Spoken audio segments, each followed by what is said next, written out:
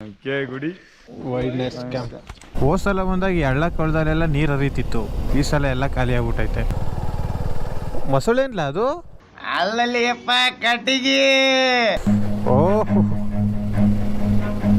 Love video ತೆಗಿತಾ ಇದೆಯಾ? Okay, torch ಯಾಕೆ ಆನ್ ಮಾಡಿದ್ಯಾ? ಈ ಕಣ್ಣಲ್ಲಿ ಇನ್ನೀ ಏನೇನ್ ನೋಡ್ಬೇಕು ಕಾಣೆ. 7 ಗಂಟೆ ಆದ್ರೂ ಇಷ್ಟೊಂದು ಚಳಿ ಹೊಡಿತಾ ಇದಲ್ಲ. ಹೇಳ್ಬೇಕು ಅಂದ್ರೆ ನಾನು ಅವತ್ತು ನಂದಿ ಹಿಲ್ಸ್ ಹೋದಾಗ್ಲೂ ಇಷ್ಟೊಂದು ಚಳಿ ಹೊಡೆದಿರ್ಲಿಲ್ಲ. ಇವತ್ತು ಮತ್ತೆ ಕೇಗುಡಿಗೆ ಹೋಯ್ತಾ ಇರೋದು. ಮೊದ್ಲೊಂದ್ಸಲ ಹೋಗಿದ್ದೆ, ಇನ್ನೂ ಒಂದ್ಸಲ ಹೋಯ್ತಾ ಇದೀವಿ. ಲಾಸ್ಟ್ ಟೈಮ್ ಹೋದಾಗ ನಂದು ವಿಸ್ಟ್ರೋ ಮತ್ತೆ MT ಗಾಡಿ ಆಗಿತ್ತು. ಇವಾಗ 2 ಎಕ್ಸ್ಪಲ್ಸ್ ರ್ಯಾಲಿ ನಂದೊಂದು, ಆಮೇಲೆ NS 200 ಒಂದು, 4 ಗಾಡಿ ಹೋಯ್ತಾವಿ. ನಮ್ಮೂರಲ್ಲಿ ನಾವು 5 ಗಂಟೆಗೆ ಮನೆ ಬಿಟ್ಟಾಗ್ಲೂ ಇಷ್ಟೊಂದು ಚಳಿ ಹೊಡೆದಿರಲಿಲ್ಲ. ಇಲ್ಲಿ ಏನು ಸಿಕ್ಕಾಪಟ್ಟೆ ಚಳಿ. ಸುಮ್ಮನೆ ರೈಡಿಂಗ್ ಜಾಕೆಟ್ ಒಂದು ಬಂದ್ಬಿಟ್ಟಿದ್ರೆ ಆಗೋದು, ಬೆಚ್ಚಗಿರೋದು. ಆದರೂ ಲಾಸ್ಟ್ ಟೈಮ್ ಹೋದಾಗ ಒಂದು 3-4 ಥರ ಪ್ರಾಣಿಗಳು ಸೈಟ್ ಆಗಿದ್ವು, ಆದರೆ ವಿಡಿಯೋ ಮಾಡ್ಕೊಂಡಿರಲಿಲ್ಲ. ಆದರೆ ಇವಾಗ ಹೋಯ್ತಾ ಇರೋ ವೆದರಲ್ಲಿ ವಿಡಿಯೋ ಮಾಡ್ಕೋತೀನಿ ಅಂದ್ರೂ ನನ್ನ ಪ್ರಕಾರ ಯಾವುದು ಪ್ರಾಣಿಗಳು ಕೂಡ ಆಚೆಗೆ ಬರೋದಿಲ್ಲ ಅನ್ಕೋತೀನಿ. ಎಲ್ಲ ಚಳಿಲಿ ಮುದ್ರಕೊಂಡು ಮನ್ಗಿರ್ತವೆ. ಎಂಟ್ರೆನ್ಸಿಂದ ಕೇಗುಡಿ ಪಾಯಿಂಟ್ವರೆಗೂ ಒಂದು ಅರೌಂಡ್ ಒಂದು 22 ಕಿಲೋಮೀಟ್ರ್ ಆಗ್ಬೋದು. ಅಷ್ಟಾಗಲ ಟ್ರಾವೆಲ್ ಮಾಡೋದಕ್ಕೆ 80 ಕಿಲೋಮೀಟ್ರ್ ದೂರದಿಂದ ಬಂದಿದ್ದೀವಿ. BR ಹಿಲ್ಸ್ 19 ಕಿಲೋಮೀಟರ್ ಇಲ್ಲಿಂದ. ಒಟ್ನಲ್ಲಿ ಇವಾಗ ಸದ್ಯಕ್ಕಿರೋ ಪ್ಲ್ಯಾನ್ ಬಂದು BR ಹಿಲ್ಲು ಮತ್ತು ಕೇಗುಡಿ 2 ಮುಗಿಸ್ಕೊಳ್ಳುವ ಅಂತ. ಆಮೇಲೆ ಟೈಮ್ ಸಿಕ್ಕಿದ್ರೆ ಯೋಚನೆ ಮಾಡಿಕೊಂಡು ಬೇರೆ ಕಡೆ ಹೋಗುವ ಅಂತ ಅಂದ್ಕೊಂಡಿದ್ದೀವಿ. ಫಾರೆಸ್ಟ್ ಎಂಟ್ರಿ ಇದೇನೆ. ಒಂದು ಗಾಡಿಗೆ 10 ರೂಪಾಯಿ ಕೊಡಬೇಕು ಎಂಟ್ರಿ ಚಾರ್ಜು. ಕೇಗುಡಿಲಿ ಈಗ ಆನೆಗಳಿಲ್ವಣ? ಅಂದರೆ ಗಜೇಂದ್ರನ ಶಿಫ್ಟ್ ಮಾಡಿದ್ರು ಗೊತ್ತು, ಮಿಕ್ಕದೆಲ್ಲನೂ ಶಿಫ್ಟ್ ಮಾಡಿಬಿಟ್ರಾ? ಬೇರೆ ಕಡೆ ಆ ಕಡೆ ತಮಿಳ್ನಾಡಿಗೆ ಹೋಯ್ತು, ಆ ರೋಡಲ್ಲಿ ಅಲ್ಲಿ ಮಾಡ್ತಾವೆ ಕ್ಯಾಂಪ್. ಹಾಂ ನಾವು ಬಂದ್ವಲ್ಲ ಕೇಗುಡಿಗೆ ಲಾಸ್ಟ್ ಟೈಮು. ನಾವು ಬಂದು 2-3 ದಿನ ಆದಮೇಲೆ ಅದನ್ನ ಶಿಫ್ಟ್ ಮಾಡಿಬಿಟ್ರು. ಲಾಸ್ಟು ಕೇಗುಡಿದು ವಿಡಿಯೋ ಏನು ಹಾಕಿದ್ದೆ ನಾನು ನನ್ನ ಚಾನಲಲ್ಲಿ, ಅದರಲ್ಲಿ ಬಂದಿದ್ದ ಆನೆ ಬಂದು ಗಜೇಂದ್ರ ಅಂತ. ಅಲ್ಲಿ ಅವರು ಹೆಸರು ಹೇಳಿದ್ರು, ಆದರೆ ಅದ್ರ ಬಗ್ಗೆ ನಂಗೂ ಏನು ಸರಿಯಾಗಿ ಗೊತ್ತಿರಲಿಲ್ಲ. ಸ್ವಲ್ಪ ದಿನ ಬಿಟ್ಕೊಂಡು ನೋಡಿದ್ಮೇಲೆ ಗೊತ್ತಾಗಿದ್ದು ಆ ಆನೆದು. ಅವ್ರು ಕೇಳಿದ್ದು ಆನೆ ದೂ ಅಲ್ಲ. ಅಲ್ಲಿ ಚಿರತೆ ಸ್ನಾನ ಮಾಡ್ತಾ ಇದೆ. ಬಿಳಿ ಆನೆಗಳವು. ಲಿಟ್ರಲಿ ಹೇಳ್ಬೇಕು ಅಂತಂದ್ರೆ ಇಲ್ಲೆಲ್ಲ ಅವರೆಲ್ಲ ಮನೆಗೆ ಮಾಡ್ಕೊಂಡು ನೆಮ್ಮದಿ ಜೀವನ ಅಂದ್ರೇನೆ ಇವ್ರದ್ದು. ಪ್ರಾಪರ್ ಆಗಿ ನೆಟ್ವರ್ಕ್ ಇರೋದಿಲ್ಲ, ಏನಿಲ್ಲ, ಹೊರ್ಗಿನ ಜಗತ್ಗೆ ಅಷ್ಟೊಂದು ಕನೆಕ್ಟ್ ಇರೋದಿಲ್ಲ. ಬಟ್ ಇಲ್ಲಿರೋರಲ್ಲಿ ಒಬ್ರಿಗೊಬ್ರು ಪ್ರತಿಯೊಬ್ಬರಿಗೂ ಕನೆಕ್ಟ್ ಆಗಿರ್ತಾರೆ. ಅದನ್ನ ನೋಡಿಲ್ಲ, ಇದನ್ನ ನೋಡಿಲ್ಲ, ಅದನ್ನ ಮಾಡಿಲ್ಲ, ಇದನ್ನ ಮಾಡಿಲ್ಲ, ಆ ಧಾರಾವಾಹಿ ಮಿಸ್ ಆಯ್ತು, ಈ ಶೋ ಮಿಸ್ ಆಯ್ತು ಅನ್ನುವಂಥ ಟೆನ್ಷನ್ನೇ ಇಲ್ಲ ಇಲ್ಲಿರೋರ್ಗೆ. ಅಲ್ಲಿ 100cc ಗಾಡಿಲಿ 3 ರೈಡಿಂಗ್ ಹೋಯ್ತಾರೆ, ಅದು ಆರಾಮಾಗಿ. ಈಗ ಜಸ್ಟ್ ಇಲ್ಲೂ ಆನೆಗಳು ಹೋಗವೆ. ಎಲ್ಲಾದ್ರೂ ಸಿಕ್ಕಿದ್ರೆ ಆನೆ ಚೆನ್ನಾಗಿರ್ತದೆ. ನಾನು ಎಷ್ಟು ಕಾಡುಗಳಿಗೆ ಹೋಗಿದ್ದೀನೋ ಇಲ್ಲಿವರೆಗೂ ಈ ಗಾಡಿನಲ್ಲಿ, ಆನೆ ಒಂದು ಕಾಣಿಸಿದ್ರೆ ಸಾಕು ಅಂತಾನೆ ಹೋಗಿರೋದು. ಎಲ್ಲೂ ಒಂದು ಆನೆನೂ ಇಲ್ಲಿವರೆಗೂ ಕಾಣಿಸ್ಕೊಂಡೇ ಇಲ್ಲ. ಈ ಥರ ರೋಡ್ಗಳಲ್ಲಿ, ಈ ಥರ ವೆದರಲ್ಲಿ, ಈ ಥರ ಕಾಡಲ್ಲಿ, ಈ ಥರ ಜಾಗದಲ್ಲಿ ಹೋಗೋದಿಕ್ಕೆ ಆನೆ ಇರ್ತವೆ ಅಂತ ಕೇಗುಡಿಗೆ ಬಂದ್ರೆ ಬಂದು ನೋಡಿದ್ರಂದಿ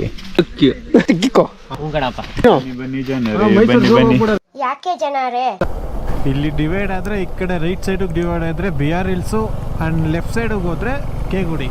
ಲಾಸ್ಟ್ ಟೈಮ್ ನಾವು ಹೋಗಿದಾಗ ದೇವಸ್ಥಾನ ಓಪನ್ ಇರಲಿಲ್ಲ, ಸ್ವಲ್ಪ ಜನ ಇದ್ರು, ಜಾಸ್ತಿ ಜನನೂ ಇರಲಿಲ್ಲ.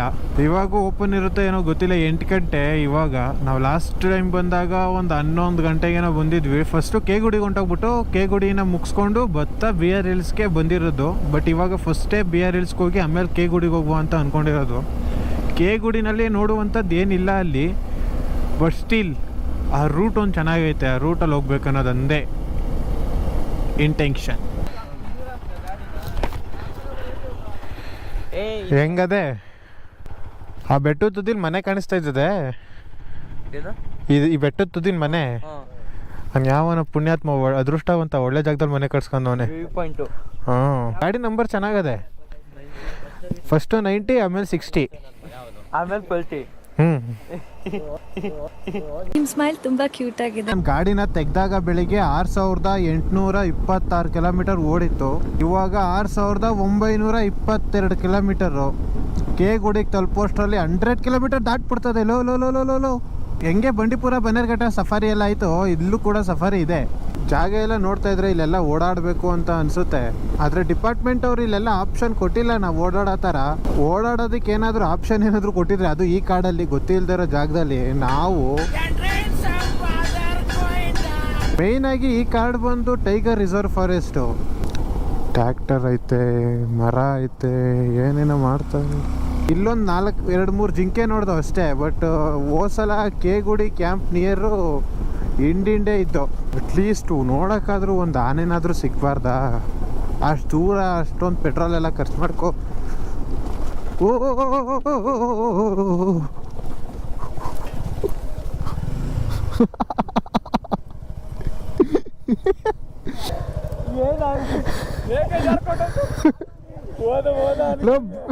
ಬ್ರೇಕ್ ಹಿಡಿಲಿಲ್ಲ,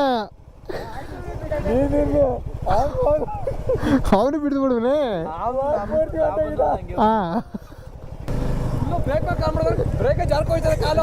ನಿಂದು ಪರವಾಗಿಲ್ಲ ಏಕ್ತಾವಲ್ಲಿ ನೀನು ಅಕ್ಕೆ ಧೂಳು ಇಂಚೆ ಬರ್ಬೇಕಾದ್ರೆ ಇದಾಗೋದು ಗಾಡಿ ಧೂಳು ಹೇಳ್ತಿದ್ರಪ್ಪ ಇಂಚರಿಂದ ಬಂದ್ರೆ ಇಬ್ರು ಔಟ್ ಅಂದಾಗಾಯ್ತು. ನಾವು ಹಂಗೆ ಹುಟ್ಟಿದ್ದು ನೋಡ್ಲಿಲ್ವೇ ನೀವು ನನ್ನ? ನಾವು ಅಲ್ಲಿ ಅಂದ್ರೆ ನನ್ನ ಗಾಡೀಲಿ ಬ್ರೇಕ್ ಪ್ಯಾಡ್ ಸಮದೋಗ್ಬಿಟ್ಟದಲ್ಲ, ನನ್ನ ಗಾಡೀಲಿ ಬ್ರೇಕ್ ಪ್ಯಾಡ್ ಸಮದೋಗ್ಬಿಟ್ಟದಲ್ಲ, ಬ್ರೇಕ್ ಹಿಡಿದೇ ಹೋಯ್ತು. ಬಂದಲ್ಲ ಇನ್ನು ಹೋಯ್ತು ಅನ್ಕೊಂಡೆ ಮಾಡಕ್ಕಾಗ್ತೈತಲ್ಲಿ. ಬನ್ನಿ ನೋಡಿ, ನೀರು ಹರಿತದೆ ಇಲ್ಲಿ. ಜೋಗ್ ಫಾಲ್ಸ್. ಇಂಜಿನ್ ಬ್ರೇಕಿಂಗ್ ಒಂದು ಇರಲಿಲ್ಲ ಅಂದಿದ್ರೆ ಆ ಟೈಮಲ್ಲಿ ಬಿದ್ದೇ ಬಿಡುವೇನೋ. ಸದ್ಯಕ್ಕೆ ಇಂಜಿನ್ ಬ್ರೇಕು ಫ್ರಂಟ್ ಬ್ರೇಕು ಎರಡು ಕಾಪಾಡ್ಕೋತ ನಮ್ಮನ್ನ.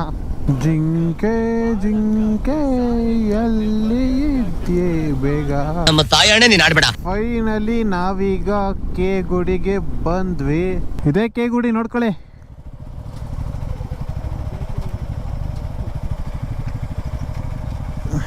ಆ್ಯಕ್ಚುಲಿ ಬೆಳಗಿನ ಜಾವ 6 ಗಂಟೆಗೆ ಬಂದರೆ ಸಫಾರಿ ಸ್ಟಾರ್ಟ್ ಆಗೋದಾಗ, ಇವಾಗ ಲೇಟಾಗಿ ಬಂದರೆ ಸಫಾರಿ ನೀರಲ್ಲ ಏನಿರಲ್ಲ, ಸುಮ್ಮನೆ ನೋಡ್ಕೊಂಡು ಹೋಗ್ಬೇಕು. ಇವಾಗ ಸದ್ಯಕ್ಕೆ ಕೆ ಗುಡಿಗೆ ಬಂದರೆ ಇರೋದು ಒಂದೇ ಸಫಾರಿ, ಅದು ಪರ್ ಪರ್ಸನ್ನು 450 ರುಪೀಸು. ಬೆಳಿಗ್ಗೆ 7 to 9, ಸಂಜೆಯಲ್ಲಿ 4ರಿಂದ 6 ಇಲ್ಲ 4:15 6:30ವರೆಗೂ ಮಾಡ್ತಾರೆ. ಅದು ಬಿಟ್ಟರೆ ಈಗ ಸದ್ಯಕ್ಕೆ ಕೆ ಗುಡಿನಲ್ಲಿ ಎಲಿಫೆಂಟ್ ಕ್ಯಾಂಪ್ ಅಂತೂ ಇಲ್ಲ. ನನ್ನ ಪ್ರಕಾರ ಫಾರ್ ಮೋಟೋ ವ್ಲಾಗರ್ಸ್ಗೆ ಅನ್ನೋದು ತುಂಬ ಇಂಪಾರ್ಟೆಂಟು ಅಂತ. ಯಾಕೆ ಅಂತ ಅಂದರೆ ಫಾರ್ ಮಾನ್ಸೂನಲ್ಲಿ, ಫಾರ್ ಮಾರ್ನಿಂಗಲ್ಲಿ, ಫಾರ್ ಈ ಥರ ಮಂಜಲ್ಲಿ ಹೋಯ್ತಾ ಇದ್ರೆ, ಅದು ಫಾರ್ ಮನಿ ಇದ್ದರೆ ಇನ್ನೂ ಚೆನ್ನಾಗಿರ್ತದೆ. ಒಂದಷ್ಟು ಪ್ಲೇಸಸ್ನ ಈ ಕಾಡಲ್ಲಿ ನೋಡುವಾಗ ಮಾತೇ ಬರೋದಿಲ್ಲ, ಸುಮ್ಮನೆ ನೋಡ್ಕೊಂಡು ಹೋಗ್ತಾ ಇರಬೇಕು ಅನಿಸುತ್ತೆ. ಈ ಜಾಗ ನೋಡಿದ್ರೆ ಕೋಟೆಗೊಬ್ಬಟ್ಟು ಲಾಸ್ಟು ಕ್ಲೈಮ್ಯಾಕ್ಸ್ ಶೂಟಿಂಗ್ ಜಾಗ ಇರೋ ಥರ ಐತೆ. ಬಟ್ ಅದಲ್ಲ.